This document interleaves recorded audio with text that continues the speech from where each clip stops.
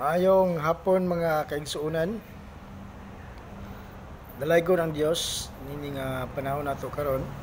Bisan pa sa gitawag nato nga pandemic, labi na sa iligan, nagasinati ta karon og MECQ. So gani walay mga publikong mga sakyan isod jud na atong panahon karon. So bisan pa sa gisinati nato nga kalisod sa panahon, o nindot kaayo nga hanyoon ko kamo sa pagpadayon sa pagampo bisan diha sa inyo nga panimalay. So kutob sa maabot ining ato nga live streaming, I hope na nagapadayon kamo diha sa pagpaminaw. Nini nga kahaponon ako kamo nga gihangyo sa pag-abri sa inyong mga Biblia diha sa libro ni Matthew chapter 6 verse 5 to 13. Ato kini nga basahon og tun-an kita kini og kuan ato kini og pagtulunan. Subon ako Matthew chapter 6 verse 5 to 13. Basahon ko kini, paminaw kamo. And when you pray, you must not be like the hypocrites, for they love to stand and pray in the synagogues and at the street corners, that they may be seen by others. Truly, I say to you, they have received their reward. But when you pray, you go into your room and shut the door and pray to your Father who is in secret. And your Father who sees in secret will reward you. And when you pray, do not heap up empty phrases as the Gentiles do, for they think that they will be heard for their many words. Do not be like them for their many words. Do not be like them. Amen. For your fathers knows what you need before you ask him. Pray then like this: Our Father in heaven, hallowed be your name. Your kingdom come. Your will be done on earth as it is in heaven. Give us this day our daily bread, and forgive us our debts, as we also have forgiven our debtors. And lead us not into temptation, but deliver us from evil. Pagampo kita. Gamahanan o balaan namo nga Dios. We praise you and we thank you for this wonderful afternoon. Thank you, Lord, for the opportunity in spite of this time, the pandemic. But still, we have a great God, a living God, na kanunay namo nga madulan. Empower us and give us wisdom. Kini mong pulong in a very simple way, masabtan ug among maaplikar sa among kinabuhi labi na sa panahon karon. Kay kami kaalam sa tanang panahon kini kong pagampo in Jesus name. Amen. Bueno mga kaigsuonan, palayan kita atong tun-an karon maning kahaponon. Tun-an nato padayon ang may tungod sa pagampo. Ang tema nato karon ning kapuna ang gusto nga pagampo. Ang gusto o husto, no? Nga pagampo, or else ang sakto nga pagampo. Unsaon nato sa paghibalo ang atong pagampo sakto. So muna ato nga atun-an karon makigsunan ang sakto nga pagampo. unsaon na to sa pakibalo ang atong pag-ampo sakto. So una, unsaon na to sa pakibalo ang atong pag-ampo sakto na. Una, ang pag-ampo nga sakto dili pakitang tawo. Bantayan ta na mga kaigsuonan. Ang sakto nga pag-ampo dili pakitang tao. Unsa ilahanan sa pag-ampo nga pakitang tawo? Basod pa sa atong gibasa ganiha, ingon si Jesus Christ, when you pray, you must not be like the hypocrites. Dili sama kung mag-ampo ta, dili sama sa mga parasiyo. Ang parasiyo usa kini sila ka mga magtutudlo sa balaod usab usa ka leader. Pero niingon si Jesus Christ, kung mag-ampo mo, ayaw niyo awatang mga parasiyo. Tungod kay kasagara, no? Sa mga parasiyo, nakita ni Jesus Christ sa kining mga tawhana, hipokrito kini. Pangutana, nganong nakita man ni Jesus Christ nga hipokrito ang ilang mga pag-ampo? Tungod kay ang ilahanan sa pag-ampo nga hipokrito, di man ninyo ni makagsuunan. Kusog mo ampo sa public. Matod pa sa Biblia, for they love to stand and pray in the synagogues and the streets corners,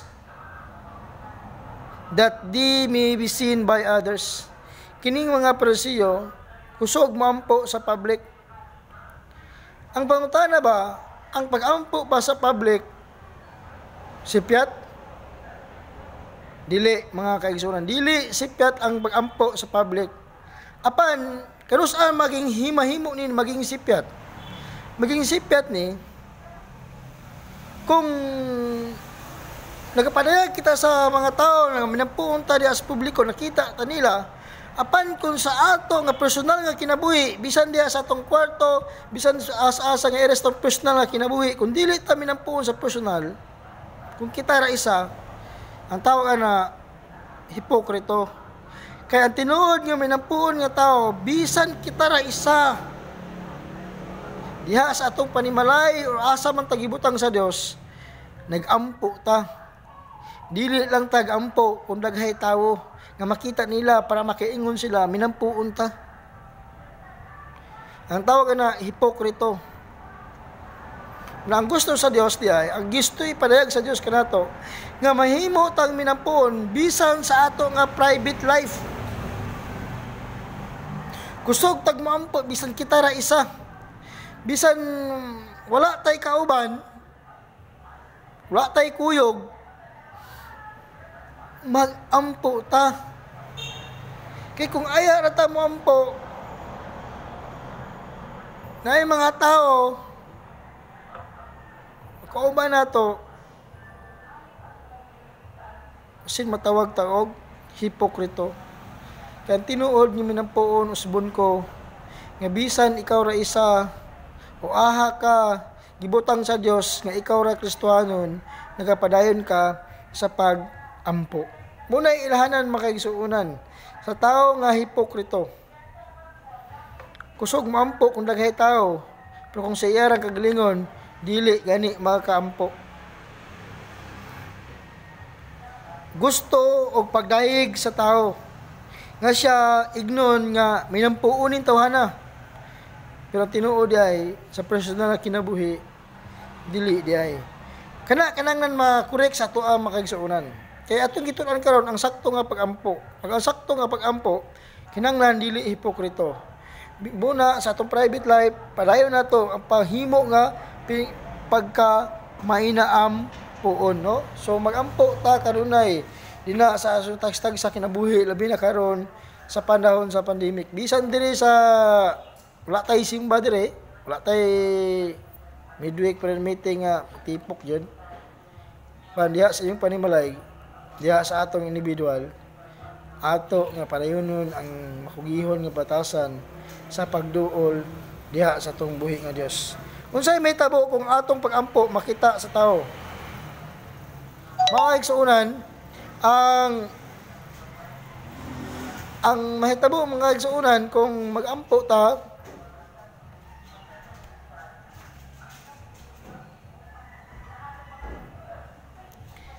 nga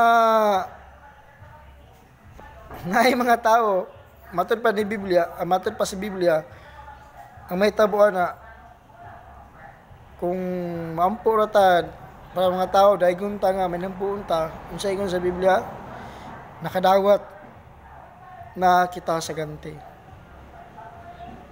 Dawat na sa ganti. No? Kaya mga tao grabe naman og mahigdayeg sa tuwa. Ang Dios dili meaning nakadawat na og reward sa imong ang tao nga nagpakaroon ng ignon gusto ka appreciate sa tao. So kung man na mag-appreciate sa tao, dili na mo reward ang Dios. Ano man? Kaya gibuhat man to niya para sa tao. So ang tao po ang reward. So gi-appreciate na sa tao. So okay na to.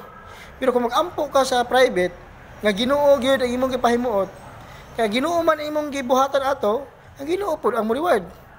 Apan kung hipokrito, gusto lang ka magpahumod sa tao, magpasidungog sa tao, so kay managag reward kaya ang tao na-appreciate naman sa imo. Pero kung gusto nimo nga ang Ginoo mo reward, ampo, kaya tinudanay, nga bisan asa man, kamampo, private man o public, buhata, para sa Dios. Amen ba? Dili para sa tao. Kay ang Dios nakakita man sa atong individual nga kinabuhi mga kaigsuonan. So, like example, hatagan ta mo og mga tao nga kunwari minampuon. Usa example mahatag na to nga urag pakitang tao lamang. Example dunay tawag na to nga pre-request. Musen mga to mga kaigsuonan pray for me, di ba? No tubag pud ka sa chat, mingon pud ka nga praying for you. Karon sa chat ra kami ingon praying for you. Ang tinuod wala miyampo. Ang tao ka na pakitang tao ra na. Diba? So muna kung ingon ta nga praying for you, make it sure nga magampo gyud ta. Ato gyud i-mention ang mga tao nga nagpatabag pag-ampo, i-mention gyud nato sa atong mga baaba. O be sensitive always no sa ato ang mga dealing sa atong kinabuhi. Kay mao na ang gusto sa Ginoo sa atong kinabuhi. Mga kaigsuonan, ang sakto nga pag-ampo una dili pakitang tao, kundi para gyud sa Ginoo nga pag-ampo. Ikaduha, usa ilahanan sa sakto nga pag-ampo, dili lang pakitang tao, pagkining ikaduha kanising kasing na pag-ampo. Makita nato sa verse 7 to 8. Kanising kasing na pag-ampo, no? So, wala to, unsay ilahanan sa kanising kasing na pag-ampo? Masaon nimo pakibalo nga kini nga pag-ampo kanising kasing ni siya. Masaon nako ang verse 7 to 8. And when you pray, do not heap up empty phrases as the Gentiles do. So kung mag-ampo ta, kung gusto nato nga kanising kasing na pag-ampo na una, matod pa sa Biblia, do not heap up empty phrases as the Gentiles do. Sama sa mga dili magtotoo. So, kung gusto nato nga mahimo nga ato pag-ampo kanising kasing, una ang requirements ni ini naagi tay relasyon. Kay kumingon tag Gentiles do, sa Bisaya pa na sama sa gibuhat sa dili magtotoo. Mini pag ingon og dili magtotoo, dili mga luwas. Aw ko mahimong kanising kasing ilang pag-ampo, una wala sila relasyon sa Ginoo.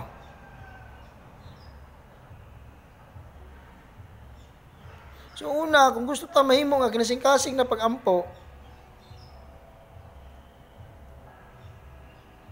siguro ho nato nga naatay relasyon sa Dios. Siguruhon nato nga naa gyud tayong relasyon sa Dios. Ikaduha, dili lang kay doon na tayo relasyon sa Dios, apan kung gusto ta kinasing-kasing na pag-ampo, matod pa sa Biblia, do not use mga pulong nga walay hinungdan. Kabalo mo ning nagtawag ta sa tinuod nga Dios. Kani man kung mga hintel makaigsuonoy, kani mga tawo nga dili magtotoo, dili kinasing-kasing ng pag-ampo, gawas nga doon na sila wala sila relasyon. Normal kay wala man sila relasyon. Posible nga ilang gitawag dili tinuod nga Dios. Mayang uban bisan kung saan lagi panangpit, bisan asa na lang nga Ginoo ang tawagon, ditot nga kana ilang gihimo, sakto na nga kinsa nga Ginoo ilang gitawag. So dili kina matawag kinasing-kasing kay dili man Ginoo tinuod nga Ginoo ilang nga gitawag. Pan kani na bueno makaigsuonan og dili kinasing-kasing pag-ampo tungod kay makita nimo nga matod pa sa Dios, for they think that they will be heard of their many words. Kaning mga dili magtuo magampo, balik-balik lang pag-ampo nga walay meaning. Meaning nagampo sila traditional. Nagampo sila wala seremonyas mga kaigsuonan. Wala na sa kasing-kasing, gihimo na lang kay moy naandan nahimong kultura. Dili na kanasing-kasing. Ang kanasing-kasing mga kaigsuonan, sultihan ko kamo, kanang nag-ampo ka, that is the way you worship the Lord, no? Mo-flow lang mga words. Meaning, sa diyang gaampo ka, God will impress us. Kung unsa ang angay na itong ampuan, imong gitugyan ang atong kinabuhi diya sa Dios, kusa na lang nanggawas ang mga pulong, no? Nga gipa-impress sa Dios kanato diya sa ampo. Sa diya nag-ampo ta, the more nga na-expand ang atong pangnuna nga iapil atong makigsuonan hantod nga abot ta sa mga lahi nga mga lampuanan. Inana, no? Dili kay nahimo na sa nga batasan na lang nga tungod kay nahimo sang murag na tawag nga compliance nga pag-ampo. Dili na no? Dili compliance apan himuon nato ang pag-ampo sa kanunay nga kini naka uyon Japon kung unsa ang gusto sa Dios dinhi sa ato ang kinabuhi. Dili mga words nga mga balik-balik nga dili makapahimuot sa Dios. Na ikaduha makatulong mga kaigsuonan ang sakto nga pag-ampo, no? Dili lang ang sakto pag-ampo dili lang pakitang tao, dili magpakitang tao, no? Ang sakto nga pag-ampo subon ko dili pakitang tao. Ikaduha kinasing-kasing o ikatulo ang sakto nga pag-ampo uyon sa kabubuton sa Dios. Mao ni ang pag-ampo nga uyon sa kabubuton sa Ginoo. Una, matod pa sa Biblia, Our Father in heaven, hallowed be your name. Ang sakto nga pag-ampo una gi-recognize ang Father. Ang tawag ani sa kanang acts nga pag-ampo, adoration. I-adore sa diyang moduol ta sa Dios, atong i-adore ang Ginoo. Ato sang daygon, ipes nato siya kung kinsa siya dinhi sa ato nga kinabuhi. I-appreciate nato iyang pagkagamanan, iyang pagkamaayo, iyang pagkantinudanon. Adoration, no? Muna ang una, acts nga style mga kaigsuonan. Sunod, ingon siya, your kingdom come, your will be done. So, ato nga pag-ampo, ang kabuton sa Dios nga ayang kabuton may matuman diya sa kinabuhi. Ako mo taga-highlights aning kan magsunan, your kingdom come, your will be done on earth as it is in heaven. But pagsunan sa Bisaya pa, matuman imong pagbuot, no? dinhi sa yuta ingon sa langit. But pasabot kung unsa ang nahitabo sa langit mga kaigsuonan, maon tay mahitabo dinhi sa kalibutan. Kabalo ba mo mga kaigsuonan unsay nahitabo sa langit? Sa langit mga kaigsuonan, matakaron og unya kanunay na ay nag-worship sa Ginoo. Na ay simba didto. Walay hunong nga pagsimba. Mao punta na ang gusto ni Ginoong Hesus. Ingon siya, your kingdom come, your will be done on earth as in heaven. Meaning, ang nahitabo sa langit, mahitabo unta di sa yuta, nga walay hunong, walay putol nga pagsimba. Ambot pasabot, ang gusto sa Dios nga, pag kami nampuon, nga diha, kanunay ang gitawag na pagsimba diha sa Ginoo. Pero pangutana, nahitabo ba ning sama sa langit nga kanunay nagsimba? Subok palandungon, gamay na nagsimba, di ba? Tungod kay daghan ang dili luwas. Daghan ang wala na luwas. So, unsaon man nga kitang tanan musimba sa buhi nga Dios. Sama sa nahitabo sa langit. Magkaigsuonan ato gyud nga atuon sila. Matud pa sa Biblia, your kingdom come. Dili gyud na matud pa sa Biblia kung gusto ta nga madali ang panahon, kinahanglan kita nga magapanlakaw. Mao kini ang gusto sa Dios. Nga ang nagadayeg sa Dios, nagaador sa Ginoo, naghihimo sa iyang kabubuton, mao ang pagsangyaw sa pulong sa Dios. Iyan po sab nato mga kaigsuonan, di lang makaduol sa Dios pan ang ato pod nga physical needs, no? Ato nga physical needs inyo sa give us this day our daily bread. Ato pod pangayoon sa Dios nga ang atong adlaw nga gikinahanglan. And we know nga sa dili pa lang ta mangayo, God knows already kung unsa ang mga butang nga atong mga gikinahanglan. Ug ang tinuod kami nampuon mga kaigsuonan, naagid ang gitawag na kanunay pagpangayog pasaylo. Ingon siya, forgive us our debt, no? Ngayo og pasaylo sa tanan natong kakulangon, no? Sa tanan natong kalapasan, ingon nga nagapasaylo usab ta sa uban. Abin mo mga kaigsuonan, tinuod lang. Ang tao nga minapuon, di gid lisod mo pasaylo. Mo na usa sa mga uyon sa kabuton sa Dios nga dili gyud ba mo tanom og mga kaligot-got, dili gyud mo tanom og mga kasuko, no? Abi nyo kanang mga misunderstanding mga kaigsuonan, dili na mapugan, mahitabo gyud na. Dili man issue diri ang gitawag nga masipyata, kay sa ano tugpugong masipyata, apan ang importante kabaluta mangayog pasaylo o kabalo buta mo pasaylo. Muna ang pinaka importante kaayo nga baton nato isip mga anak sa Dios. And lead us not into temptation but deliver us from the way of evil. So ang gusto ang kabubuton sa Dios diha sa atong pag-ampo nga magampo ta nga kanunay kita nga lig-unon sa Dios nga bisan sa mga temptasyon nga maabot sa atong kinabuhi sige hapon, dili ta madala, no, sa kaaway, dili ta madala sa temptasyon.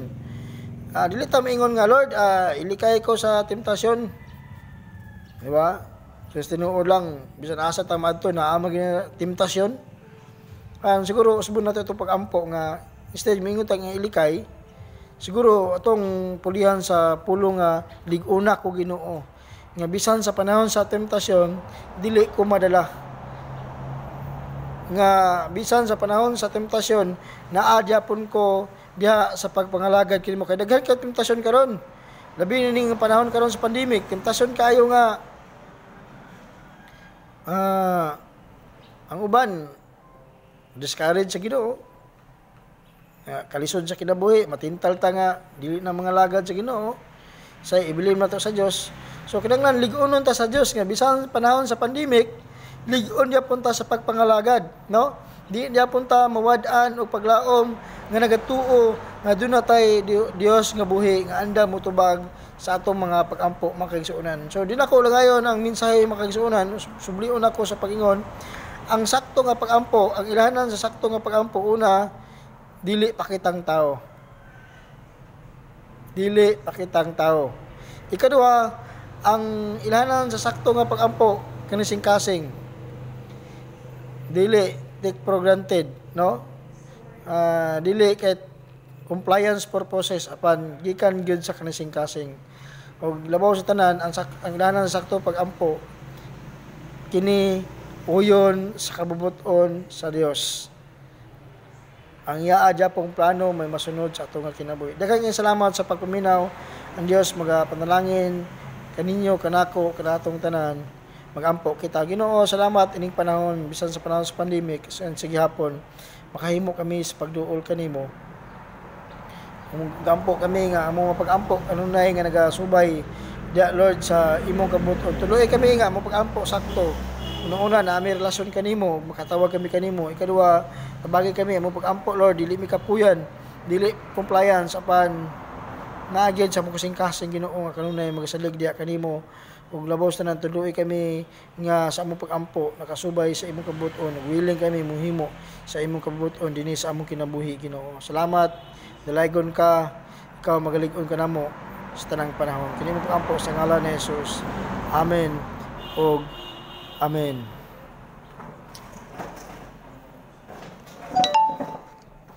Naputol po. I mean, no? Naputol lagi.